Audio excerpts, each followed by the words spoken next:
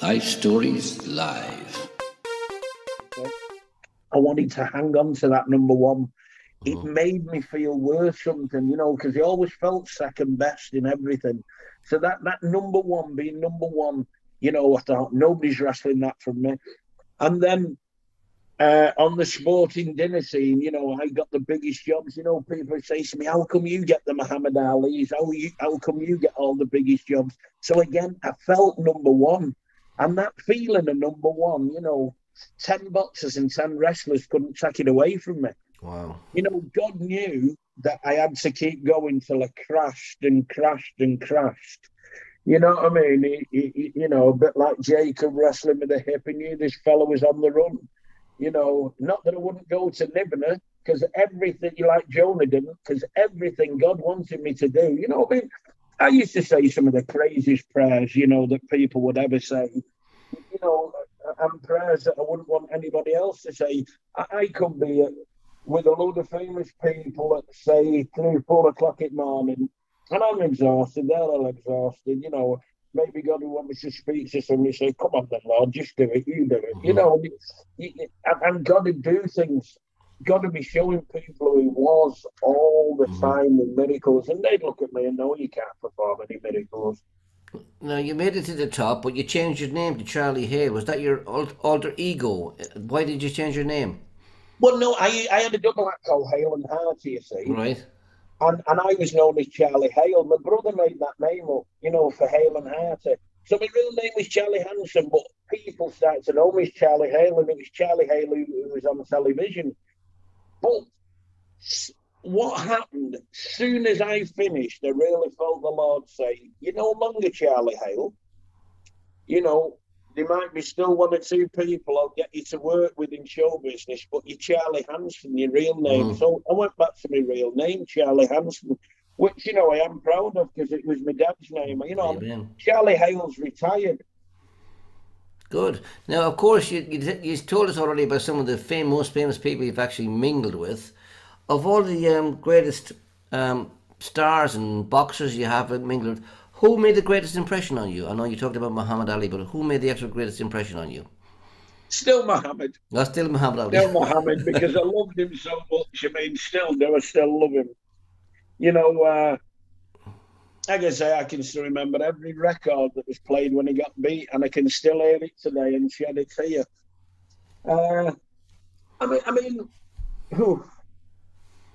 It's the night I met Pele, the first time I met him was the night that Mark Vivian Fowie, the footballer, Cameroon footballer, dropped dead on the pitch. Wow. And you've got to remember, we were at Flannels in Manchester, and it's a funny story, this, but a sad story. The build-up to it's a funny story, because my mate who was driving for me, God bless him, he's just passed away. He was 84, his name's Eddie. Eddie was driving for me at the time, and Eddie never liked David Beckham, he just didn't like him. He was a Liverpool fan. He didn't like David Beckham at all. And that day, David Beckham and his wife asked to come and meet Pele, and they said, no, you can't come, you'll turn it into a circus. So he loved it, that me and him were there and David Beckham couldn't get in. But probably everybody in that room, apart from me and Eddie, was an A-list celebrities. But I broke the news to Pele about Mark Vivian Fowie dying.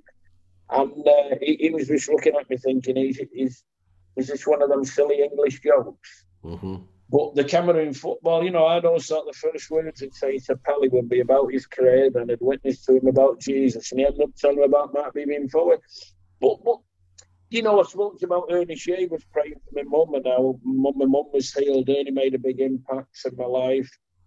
So many people. But Muhammad Ali would always be the one who's made the biggest impact, because he was larger than life.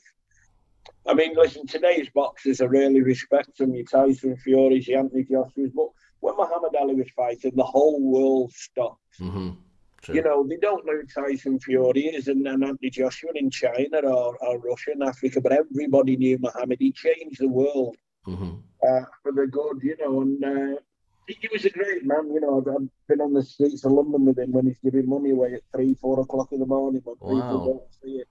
No, he made the most impression upon me, Muhammad Ali. You mentioned David Beckham. Did you not get invited to the wedding?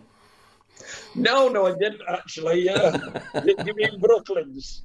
Yes. Brooklyn, I know 3 million this month, so they'd have had someone since 3,001,000 if I'd have come. No, I didn't. But I used to. It's funny because what used to happen was I used to sometimes meet the Man United footballers in a club and do shows for them many years ago when David Beckham was just first on the scene. And he could walk the streets of Manchester then without any attention before he met Posh. But as soon as he met her, the press collided. I just remember speaking to him as a young lad. Yeah. Well, never Okay, got so him anyway, now. you did all these impressions and you were a comedian and your life moved on. But of course, when your dad died, you said you wanted to kill yourself. You went into a dark place. And you also said you never drank, you never smoked. No. How did you manage to keep going through all of this pressure and without doing anything like that? Well, do you know something? You see, like I say, when I met this gentleman the other night, he was telling me about how he wanted to kill himself because of sleep deprivation. He was trying to explain it to me, and I said, trust me, I do understand. When I actually think now, only by the grace of God. I mean, if I'm going to be honest, I didn't drink, I didn't smoke, I didn't take drugs. I only had two bad habits. The first was chasing women, the second one was catching them. And I do it obviously there in show business. But you see, this is the thing though, everything, they were there for the money, they're there for Charlie Hale, they're never there for Charlie Hansen. I'm Charlie Hansen, so long as they get the houses, the cars, so long as they get whatever they get, you know what I mean? They would, most of them would see you 10 feet under, really. It's all about the money, so it's not real. It's not the real world. It's not the real world. You want to be loved and number one as Charlie Hansen and not be about Charlie Hale and all the money. Well, of course, you moved in famous circles. How difficult was it for you being a Christian in those circles? Because, you were very forward with your faith, praying for people. Did you ever think that it would go against you, preaching Jesus to people? Yeah. I mean, it's only once or twice has it gone against me. Only once or twice. And most of the time, they've loved it.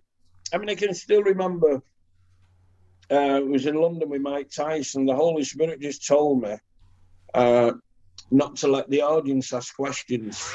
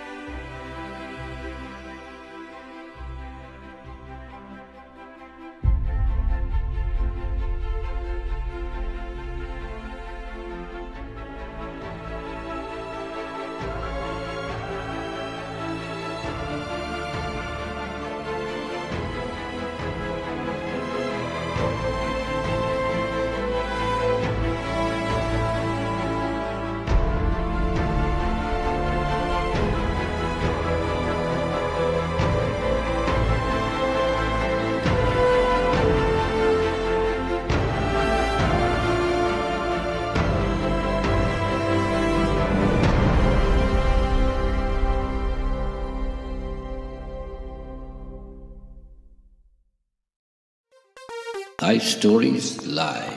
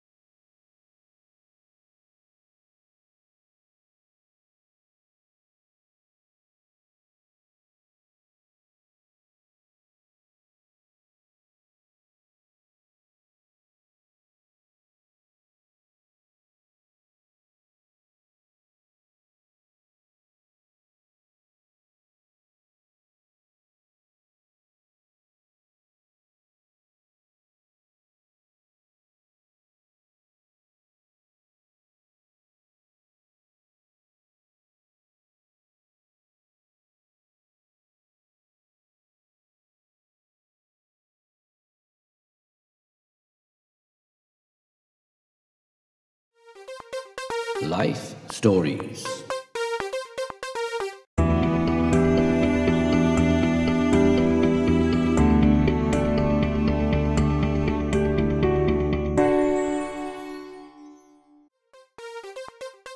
Life Stories Live.